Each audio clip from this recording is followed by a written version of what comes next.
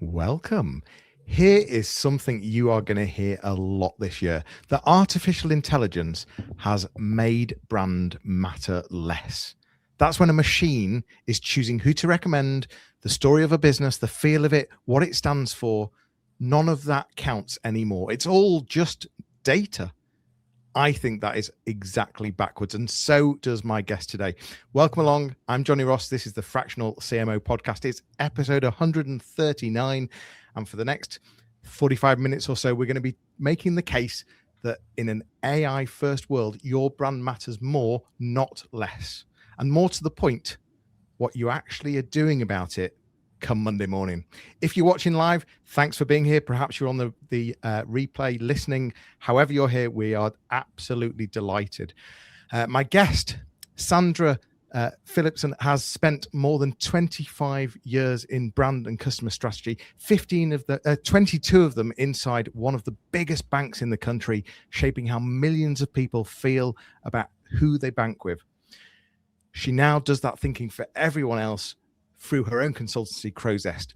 She's genuinely one of the sharpest people I know on the commercial side of brand, which is exactly why I wanted her on this one. Sandra, welcome.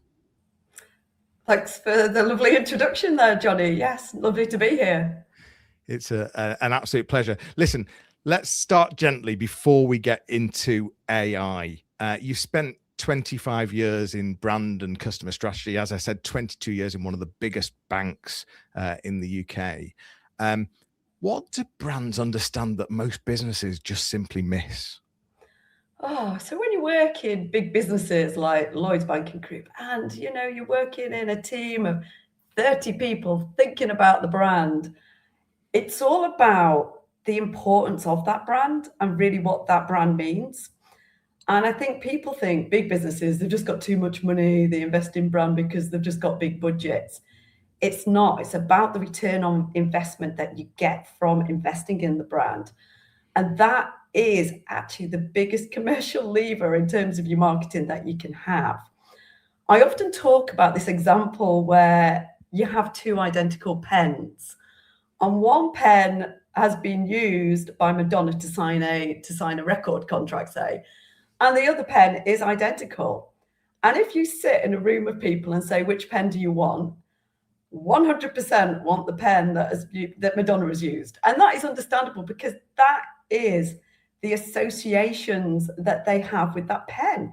It's a commoditized market. A lot of our markets are commoditized, but brand is your biggest lever for actually creating a psychology behind it that actually just makes a customer want to pay more for your product. I definitely want the Madonna pen. Yeah, me too. And if I had it, I probably wouldn't even be here. So what does brand let you do to a business in terms, because I've heard you talk about how it can enable you to even charge more. So it's all about getting a really clear positioning on what your business is about that actually creates a psychology in the customer that actually makes them want to do business with you. And that's what it does. It really goes deeper than just thinking, I want customers who are this age in this postcode. It looks at values and beliefs. I like to talk about North Face. They don't sell jackets, they sell adventure.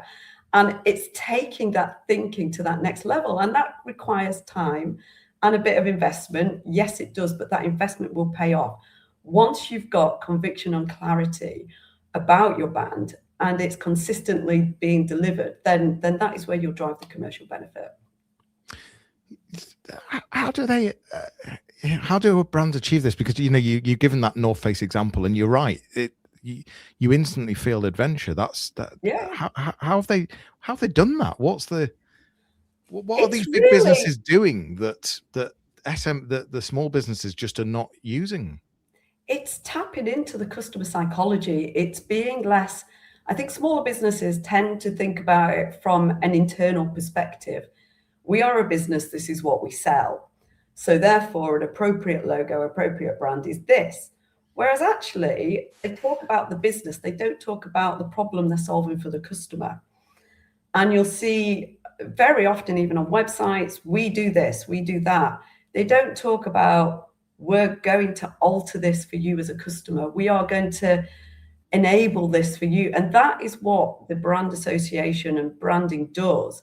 It creates a different mindset in your consumer that resonates with them and becomes memorable with them. I like I listen to and read a lot of Rory Sutherland. Don't know if you yeah. And that steps in a lot to psychology, a lot to behavioral science as well. Is that someone that you follow as well? Oh yeah, 100%. He's I know we probably might get onto this, but he's got a really good perspective on the performance marketing versus branding and how that's evolved over time and why that's now gone full circle, really. Yeah. So what's the cost of getting this wrong or leaving it too late then? If I'm an a smaller business, I'm not one of the biggest banks in the UK, I'm not North Face, but I'm a decent size. What is the cost to the business of leaving it too late? It's just about getting the cost is a negative customer experience, really.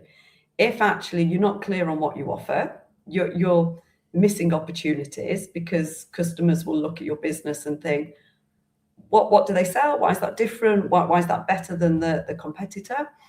And that's, branding is about the three different areas. It's about your consumers, it's about your competitors, and it's about your company. And I always spend a lot of time in my work looking at what makes a business unique. And people will be like, I've often worked with businesses and they'll go, oh, there's loads of people offering what we do. It's very commoditized. And I'll do a workshop with them and we'll come out with 7 different reasons why they're unique. And that will be service, that will be their agility, that will be their depth of knowledge, the quality of the products. There's a load of stuff, but leaning into that and really just getting clear on that and communicating that in a way that resonates will drive that benefit. And so I guess the question I'm trying to say, the answer really is that it's about them missing that opportunity to connect with the customers they want to connect with. Yeah, you mentioned the customer a lot and the consumer. I know that when having spoken to you before, when you build or sharpen a brand and you're looking to begin on that, you very much say you need to start with the consumer and they become first before everything else. But talk to me more about that and the things that we as a small business need to be thinking about. Oh, so it's really, it goes back to the psychology stuff and getting clear, getting the clarity and conviction of what your business is all about, but then thinking about it from if you were a customer looking for my business, why would you come and do business with me? And it's about shifting it from a commodity. I love the Airbnb example. I've talked to this with you before, is that, they essentially they offer holiday lettings for anybody. And all of a sudden they totally shifted the market because what they did is actually say, actually, you can belong anywhere, I think is the strap line. And that is about creating this psychology that actually it was about a home from home and cultural experiences and using terminology like host. And that business grew exponentially and they can charge much higher than other letting agents because their brand is so strong and the associations they build. And so it goes back to really thinking deeply about your business and your market and just getting really clear about what you stand for, but also delivering on what you actually stand for as well. That's really, really important because a brand isn't just your logo.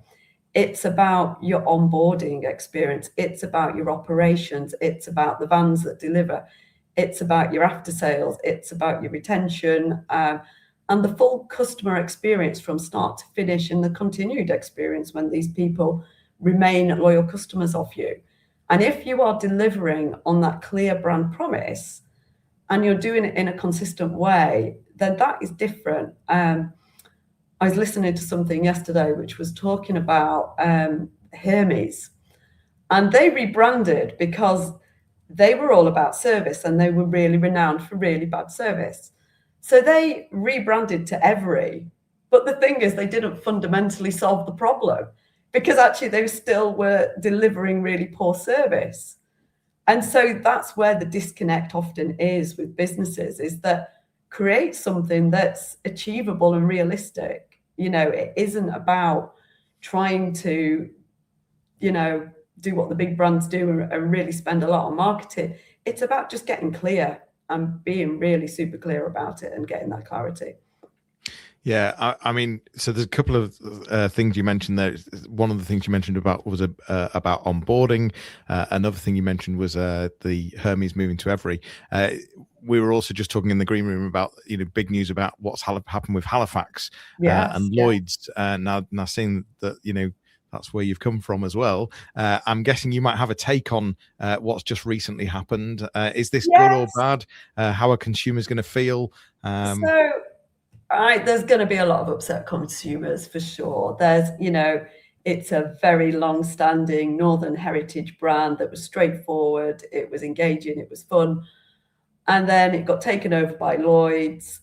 And the cost, the reality is that the cost of running two brands is high. And when Lloyds took over Halifax, the systems got aligned, the processes got aligned.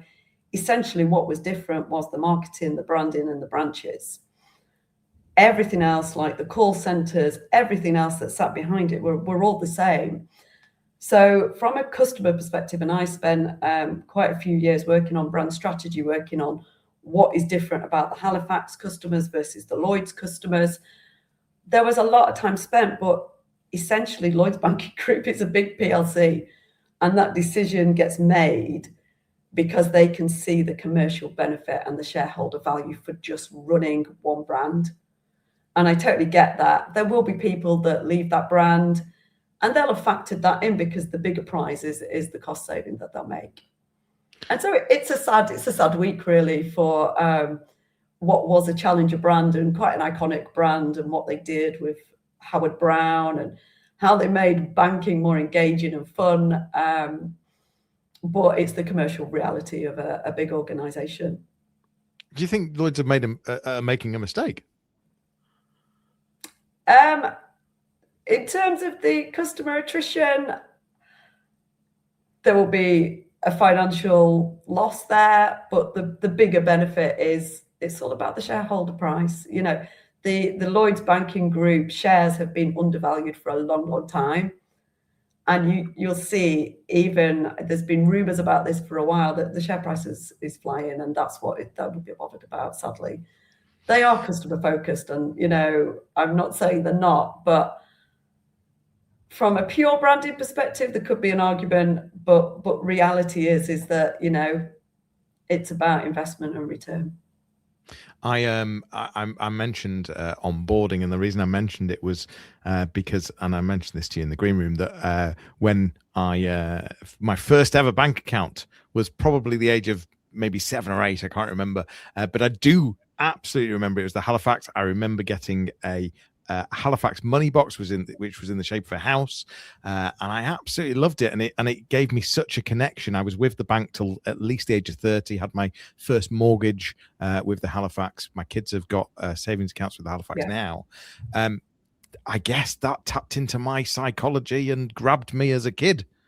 Yeah, and that's a brand association. That is something tangible, even that's even more powerful. And that's what brands do by not just leaving it at the logo, is that if you're obviously reminding people and reinforcing what you're all about, which is what that does, it creates then brand associations and it drives that loyalty and trust. And that's what branding is all about. The McDonald's Happy Meal? You don't have a take on that? It makes kids happy. It makes parents happy. Like obviously, McDonald's is a massive iconic. That's a whole podcast in itself.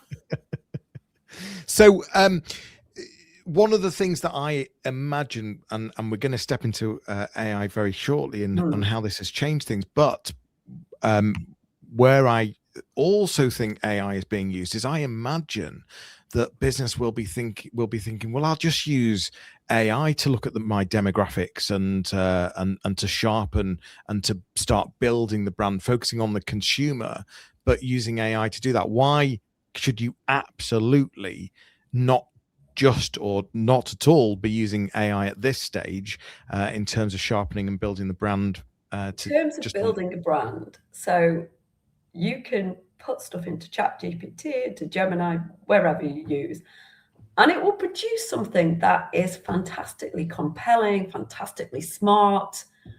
You know, I experiment with these things, but ultimately, it hasn't got human critique. AI has a natural bias. It's learned behavior. So it will go and it will crawl all people in your category and come up with something that's really compelling, but it can never be unique and it can't have that human critique. And actually, if you're wanting to resonate with people, you need to use people to do the thinking. And that's not to say, you know, in brand strategy, like in marketing, there is loads of efficiencies now that you can drive using AI. Of course there is. But in terms of driving something that's truly unique, that is a really clear balance of your company, your customers, your competitors, is that you need some human thinking. You need to have some visualization. You need to have some of the techniques that you use when driving a brand and creating a brand that are actually genuinely authentic and human, really. And just a couple of quick tips on that. How do you get that human feedback into the loop right at that very early stage?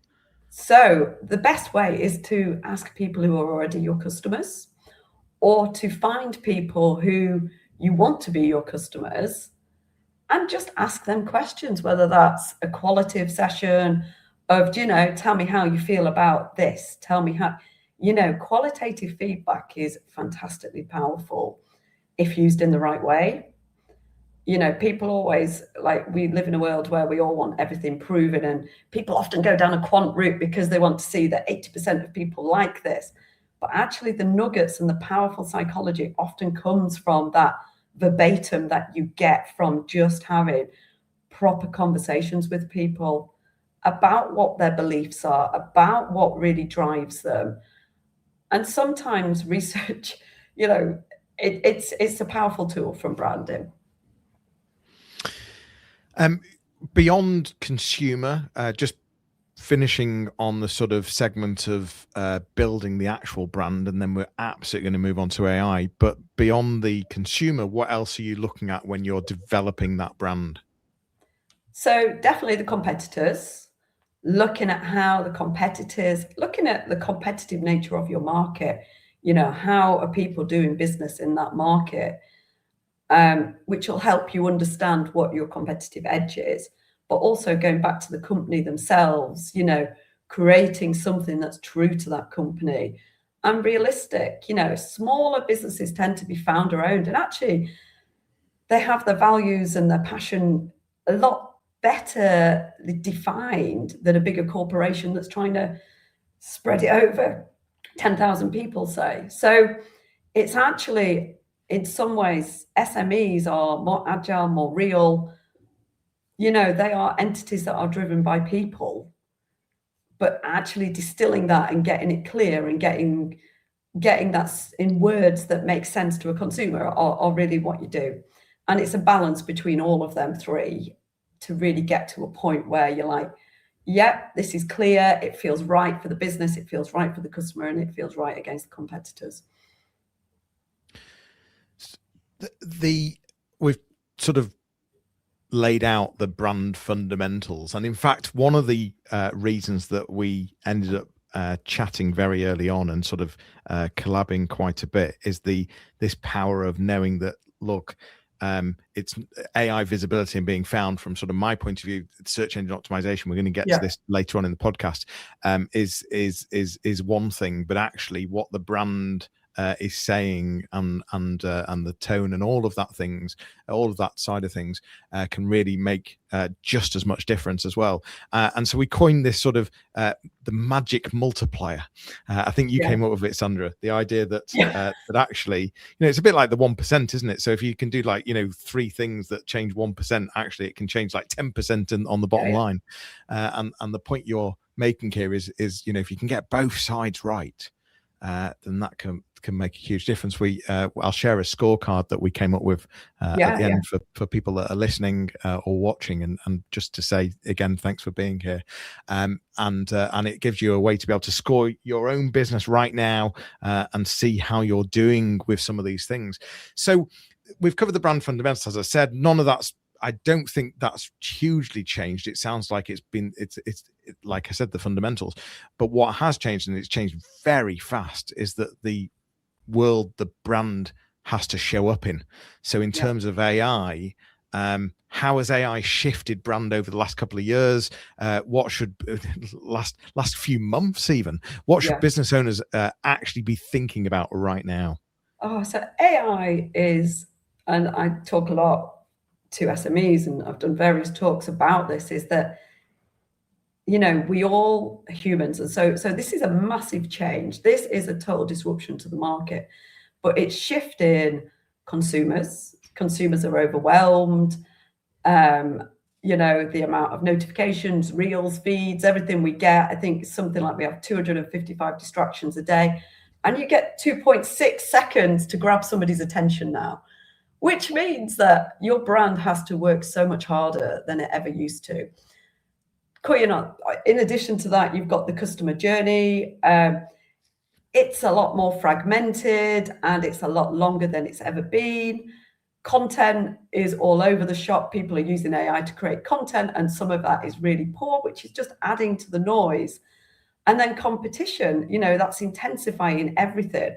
And so when I've talked about, I create this 4 C's framework that we've talked about. But fundamentally, what does that mean? That means your brand needs to be showing up in more places and more consistently over lots of different platforms. Years ago, Daniel Priestley, it was 2015, I think, he talks about 7 hours, four different types, and 11 different touch points. And that is probably multiplied. I think typically, depending on your type of business you're in, it's like 24 different touch points. And consumers are going off the normal websites. They're using AI to research, but also they're looking at Reddit, they're looking at Quora, they're looking at all these different bits. And what you need to do is make sure your brand is consistently showing up on all of these. Because we all know that really now with AI is that the actual golden bit of it is actually showing up on the AI overview. And actually, a brand is a massive trust signal. And I like Daniel Priestley a lot. I always bought into that whole 7 hours piece. As you say, it goes further than that. You were saying it's the 7 hours, it's 11 interactions, so across different touch points, like you were saying, and over 4 different platforms. So that's a quite a lot for businesses to do. But what is being said in that is that the chance of you converting, if you can achieve that, is just so much higher. And people need to see things X number of times in different places, and that's what the whole thing has been built on. I think the marketing data on this is that if you are showing up on the AI overview, that is the best brand trust signal you can hope for, which means that when people hit your website, they will convert 3 times higher than they would have previously, which actually for SMEs means that quality over quantity, and that from a efficiency point of view has got to be better. And so that conversion, stepping ahead in terms of if you're shown in an AI overview and you're therefore 3 times more likely to get that conversion. What's going on there, Sandra? Why is that happening? That all of a sudden I've gone from I might convert to 3 times the chance of me converting if I come from AI, an AI overview? It's because people do actually trust AI. It's a personal human feeling, even though it's not a human. It's that whole, your chat GPT starts to know you and starts to make assumptions about it. And I hate that sometimes. It's like, you kind of got that bit right, but you didn't get that bit right. But more and more, as you learn, it learns from you about your preferences. And so therefore, once it starts to get to know you, it then goes a step further. You put something into there, say, can you recommend a hairdresser in North Leeds for this price point? But it's complicated stuff. And then boom, you'll have a recommendation and it'll give you reasons why it's recommended. And even more than that, it'll tell you all the sources that it's looked at to come to that. So that is like so reassuring in a consumer mindset to say, this has saved me loads of time and it's given me an answer that, I trust, basically. And it's absolutely so fundamental and it's so interesting because it's such an opportunity, though, at the same time for smaller businesses. They have that agility, they have that expertise. They just need to make sure they're showing up. I think it genuinely feels like a recommendation from a friend, as simple as that. I'd say it's like almost that, in business, we always talk about what's the holy grail? Well, word of mouth, this person became because their neighbor 3 doors down used the business and now they've come over and they trust them. And that's the best free business, if you like, because you've not paid for that recommendation as such. But almost like ChatGPT or whatever is almost the next best thing to that. So I think what you're saying is that it shifted the consumer behavior and therefore the whole buyer journey. In fact, are people further along that journey when they eventually do arrive at you? That's what you're insinuating, aren't you? It's absolutely been proven that now 70% of the journey happens before they even hit your website. So they've gone and they've looked at Reddit, they've looked at various ways, they've looked at the AI search in Google or whatever they've looked at, and they've spent time researching different aspects that are key for them and important for them.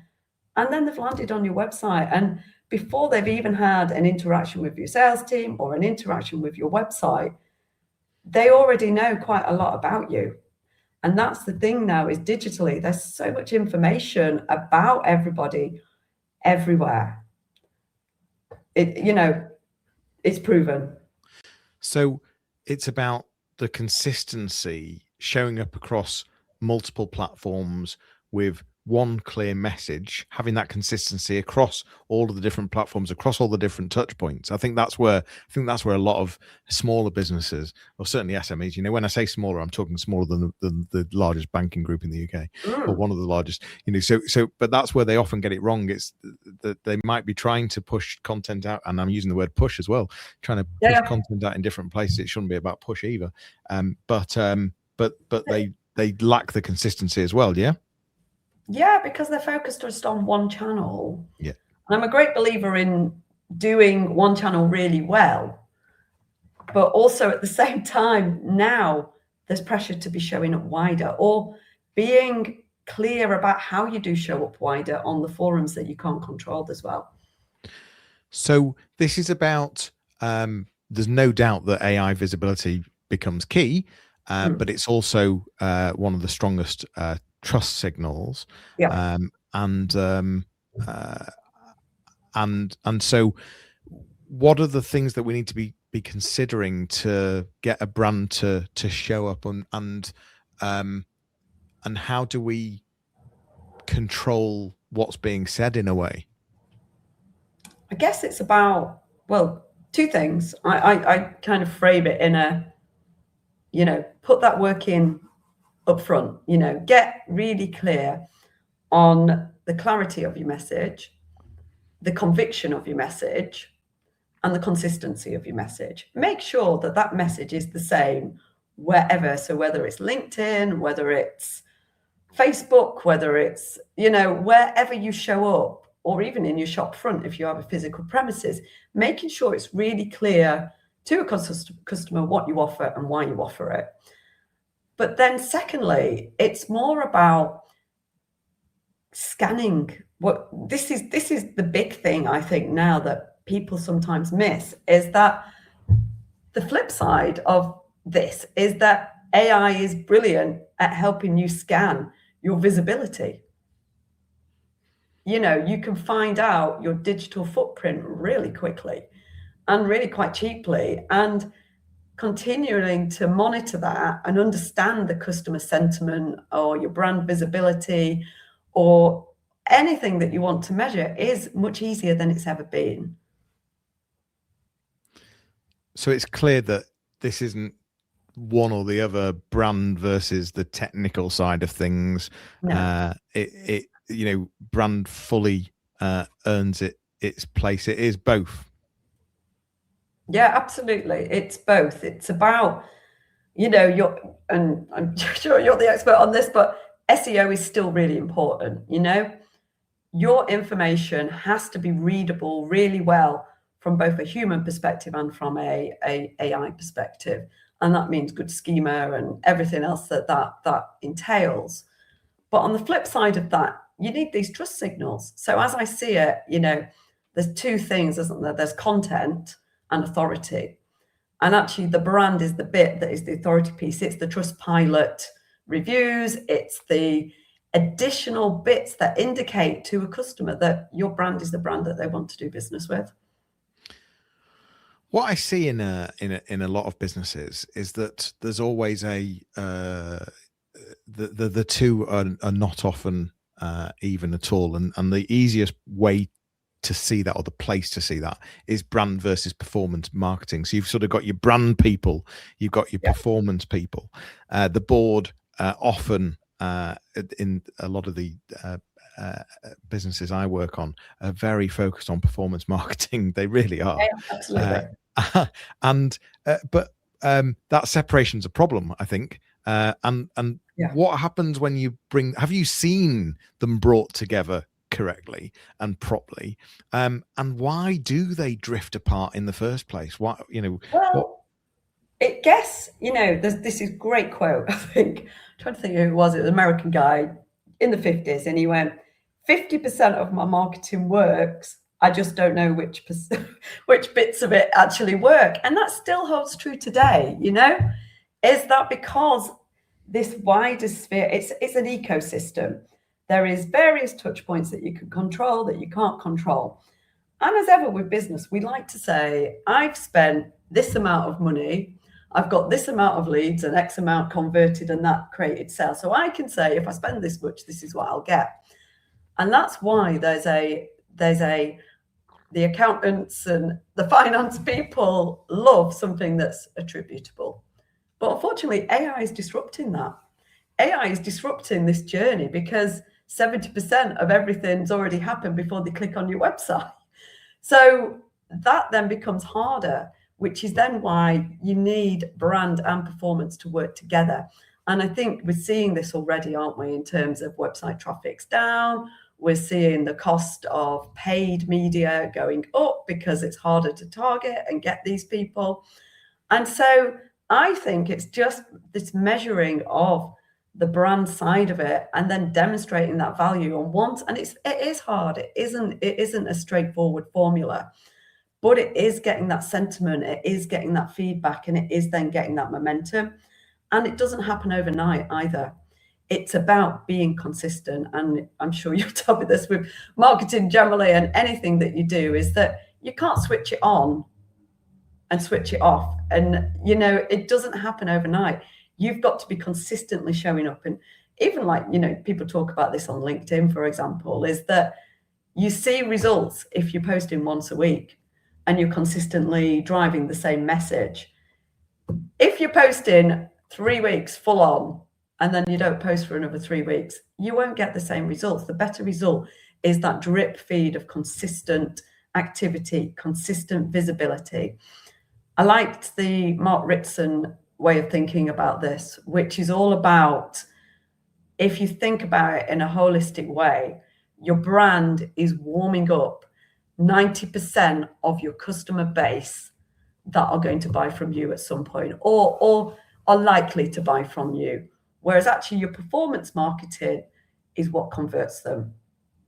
And actually, if you're doing them two in isolation, you're not really getting that synergy and that multiplier effect.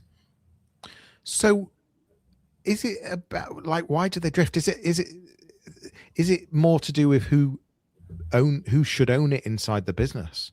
And historically, it's always been two separate teams. You know, what do you see? How do you fix that? It's really hard. It's, there will always be, it's a bit like marketing and sales, and, there's always these frictions. But genuinely, the thing I would say is that, part of your brand is about making sure there's consistency around the people that you work with, and you're all clear about what that business is about. And actually, if you do that work, and some of that is mission, vision, values stuff, isn't it? But it's aligned to your brand. There's a lot of parallels with that kind of work and your brand, is that it then becomes easier to say, actually, we're all almost like create it as a joint accountability. Actually, if you create something that's a joint accountability, so saying that brand awareness, brand engagement, and brand experience and customer satisfaction are all linked in, and it's not just purely about number of widgets and sales. I think that's the way you have to do it. And this is, it might sound complicated, but in some ways it's just getting clear on what your business is about. And actually, if you're clear on what your business is about and how everybody's operating in that business, it should naturally happen. Here's a tough one for you. If you've got a small budget for the next quarter, how do you decide where to spend it on brand or performance? You've got to get the balance right. Depends on the business, depends on, what you're trying to achieve. There's a lot of things you can do, to drive awareness, to drive sales. It's getting that balance right. There isn't a perfect answer to that. It's about taking a step back from your business and thinking more strategically about it is actually really the reason. And that, when I say that, I talk about strategy quite a lot. And really what that is about understanding your business better to make better decisions, and not just following what a competitor does. And just, I've heard social media is good, let's do a load of money on social media, or we should do some Google paid ads, let's just do that. It's not about that. It's about stepping back and thinking, who are we trying to resonate with? And actually, the people we want to resonate with, these are the three things we should do. And it's not a trade-off. It's this joint collective thing about where you spend your money. Is there a size of business where this doesn't matter, or is it everyone now?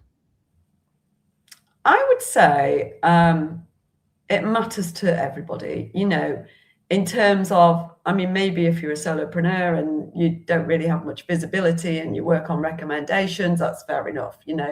You're doing good. But then as businesses start to scale, it becomes more important, I would say. Yeah. Once they start to hit that, million turnover or whatever that is, whatever their benchmark is, it's that when they start to get more serious about their marketing, that's when the benefit comes of being clearer about why they're doing what they're doing. So let's just pull the technical side in for a moment without going too far down the rabbit hole, but the whole SEO, AEO, GEO, where does all that meet the brand work that you've described, and how does all that work? Ooh, that's a good question. So, the technical side of your website is still very important, but almost the brand stuff is the upfront stuff. Brand isn't something that you will do every month. It's an upfront piece of work to get it right and make sure it feels right. And then once you've got that, your SEO and everything else fits in much better. I always say this when I do brand work, I create a brand framework.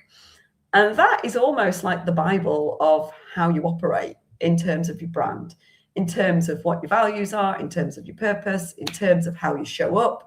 But more importantly, it's also about what you don't do. What you don't do. And actually, once you're clearer about that, you then know exactly what is most important in terms of your website. You need to then, max that and dial that up appropriately to make sure you're driving the benefit you need. Yeah, so I'll very much talk about, using FAQs on a website to answer, making sure that you're answering customers' queries.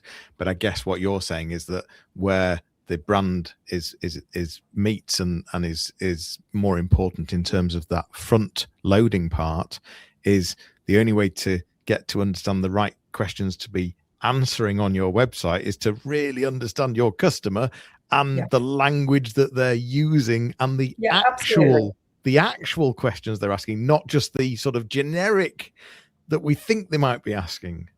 And there's great, go on Answer the Public or whatever, and you can find the questions that these people are putting in anyway. You can get really clear on it. And that's the two things, firstly, what answers the question really clearly, but secondly, what are the signals to show that this brand shows up wider than this? But also the point being that you could go to Answer the Public and get the questions that people are asking. But I think what I'm reading between the lines here is that you really need to understand, the brand helps you understand exactly who the audience is. Yeah. And therefore there might be just even a couple of subtle words that you would change in that question that would actually make the whole thing more psychological, more in tune with exactly resonating. It's about creating them associations. It's all psychology, and that might sound like a big word, but it's just the language they use. It's the things that matter to them and positioning it in the right way, but doing it consistently. And we're only human beings, aren't we? So you need to tap into the psychology. The only other thing I would mention on the SEO side is that for me it's all about EEAT, which I talk about a lot. So that's about being helpful, being demonstrating experience, expertise, authoritativeness, and trustworthiness in your content. That's what AI really loves from an SEO point of view, the GEO point of view. And I guess the key thing is making sure that using brand, you're using the right language and using the right words within that. So if a founder's watching or listening right now, and they could only do one thing this month to get their brand working harder, what would you tell them to do? Go and have a look at your brand footprint, which is quite easy to do. Have a look at how you're showing up in the AI space, in the Google space, wherever. And you can do that quite quickly and easily. It's not that hard. And actually being aware of that is actually really insightful. Having a look at Reddit and what people are saying, having a look at all the different forums and your reviews and everything else to say, if I was a new customer coming in, how would I see this brand? And that is the most powerful way to understand how you're showing up. Are you consistent? Are you clear? And are you compelling? Are you different to any of the competitors that are out there? It's them key questions I would ask. Any tools that you would recommend using? Oh, it depends on what you want to measure. There's like Brandwatch, there's Brand24, there's free bits of all these tools. Even use your ChatGPT, go in there and say, can you review wider and tell me where I show up? And it'll tell you the sources. If you go in the top right corner, you can click on sources. Sometimes I work with businesses and they're like amazed. They're like, wow, there are all these things and this is what it looks at.